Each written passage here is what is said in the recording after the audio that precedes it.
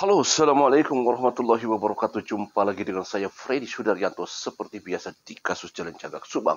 Subuh ini. Subuh ini. Jadi begini. Tempat kita bertanya-tanya memang ya.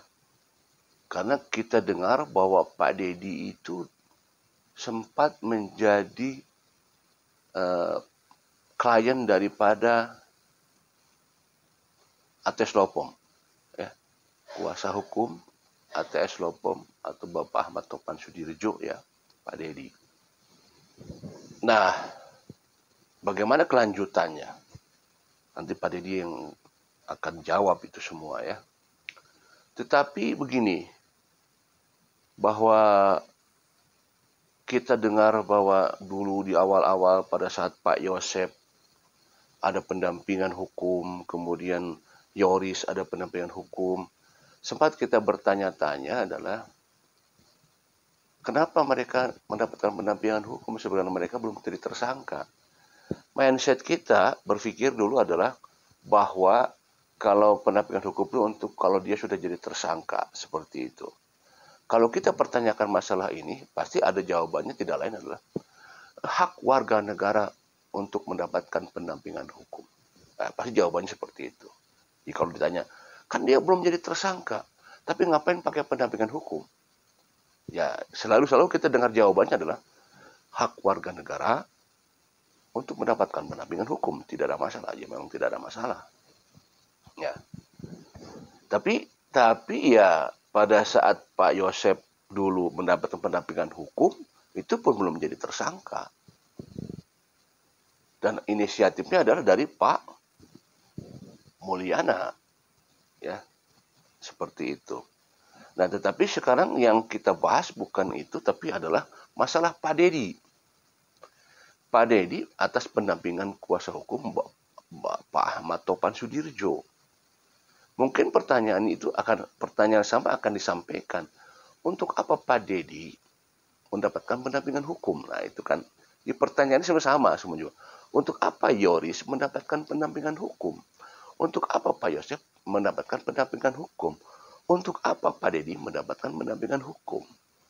Pasti jawabannya sama, warga negara punya hak, warga negara tidak ada masalah untuk mendapatkan hukum, walaupun belum jadi tersangka, seperti itu.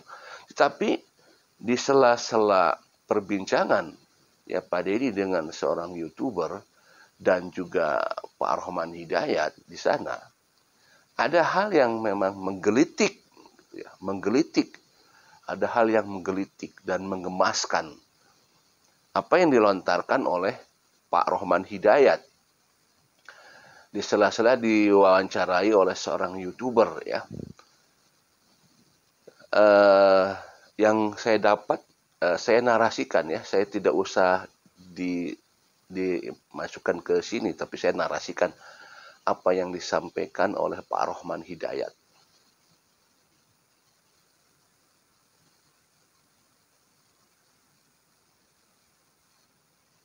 Jadi Pak Deddy itu tidak perlu pakai PH sampai hari ini.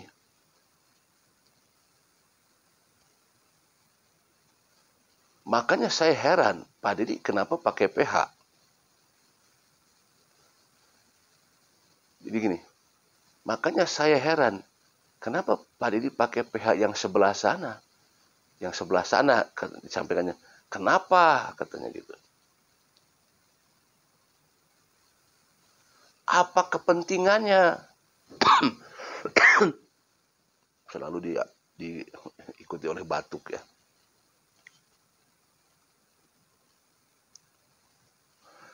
Sampai sebodoh itu ditakut-takuti masalah hukum. Nah, ini yang menggemaskan kata-kata ini nih ya. Sampai sebodoh itu ditakut-takuti masalah hukum. Kemudian ada pertanyaan lanjutan dari hostnya. Apa benar ada ditakut-takuti masalah hukum? Kemudian dijawab oleh Pak Deddy, iya, 5 tahun katanya. Oh, diperkirakan akan terkena hukuman 5 tahun. Pak Deddy mengiyakan katanya gitu. Nah, ini baru muncul dari mulutnya Pak Dedi kan, di sela-sela wawancara itu. Ya, di sela-sela wawancara itu muncullah dari Pak Dedi, iya kata seperti itu. Coba ulangi lagi, saya ulangi lagi ya. Saya ulangi lagi.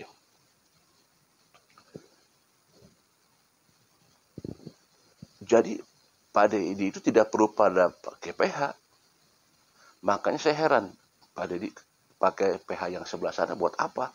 Apa kepentingannya? Sampai sebodoh itu mau ditakut-takuti masalah hukum. Nah, itu yang panjang, yang cepatnya. Tanya lagi, apa benar Pak Dedi masalah hukum? Iya, 5 tahun. Kalau pertanyaan begini, kalau apakah ini ditakut-takuti atau dibodoh-bodohi masalah 5 tahun? Ataukah memang benar bahwa Pak Dedi akan terancam hukuman 5 tahun? Kan ini pertanyaannya. Apakah Pak Dedi ditakut-takuti akan terkena hukuman 5 tahun? Dibodoh-bodohi? Ataukah memang sebenarnya bahwa Pak Dedi akan terancam hukuman 5 tahun? Nah, itu sebenarnya pertanyaannya, ya kan? Sehubungan dengan masalah pendampingan hukum. Di situ. Jadi seolah-olah bahwa Pak Roman Hidayat mengatakan Pak Dedi ikut pendampingan hukum yang di sebelah sana, berarti mengatakan yang tidak lain ya, bahwa atas law firm kan, Pak Ahmad Topan Sudirjo, bahwa ditakut-takuti dan dibodoh-bodohi. Pak Dedi mengatakan iya katanya 5 tahun di sana, sampaikan di sana. Ya.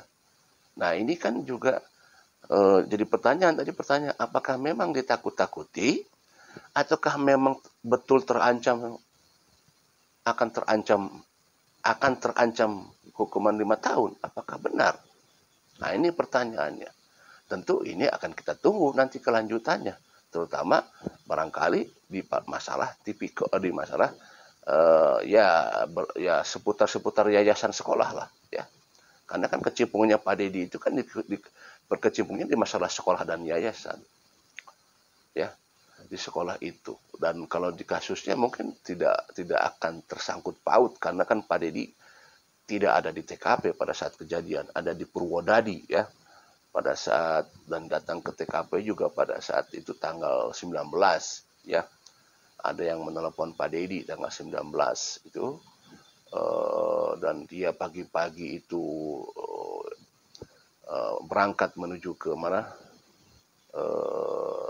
SMA 1 depan TKP dari Walilis bareng dengan Danu, Wahyu, Kosasih ya, Opik berangkat ke depan TKP yaitu di SMA 1. Jadi kemungkinan bukan masalah pidananya tetapi masalah seputar berhubungan dengan keuangan karena Pak Dedi adalah bendahara di sekolah tersebut yang mungkin akan berkecimpung masalah keuangan. Apakah benar akan terjerat hukuman 5 tahun? Pertanyaannya itu. Ini menarik karena ya ini kan terjadi ini memang ya terbuka ini kan sekarang kan dulu kan tidak terbuka masalah ini. Pak Dedi terbuka masalah ini sekarang. What happened? Subang Cash. Aduh. Assalamualaikum warahmatullahi wabarakatuh.